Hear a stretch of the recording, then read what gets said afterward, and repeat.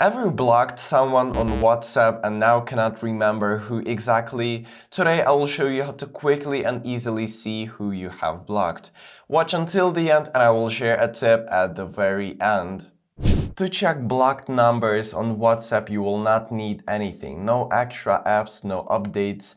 Everything you need is already in your app. So firstly, open WhatsApp and afterwards access the settings. If you're using the Android, click on that three-dot menu right there and open the settings just like that. And if you're using the iPhone, click on the gear icon at the bottom of your screen. So anyways, when you have opened the settings, go to the privacy section and scroll all the way down to open the Contacts tab, and afterwards click on the blocked contacts and review the list.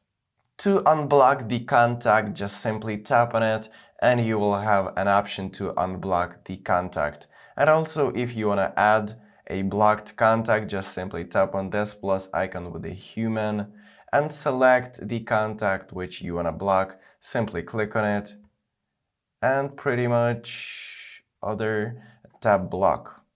Now you know who you have blocked and can manage this list however you like. So if this video was helpful for you, give it a like and subscribe to the channel. This gives me the motivation to create even more helpful videos.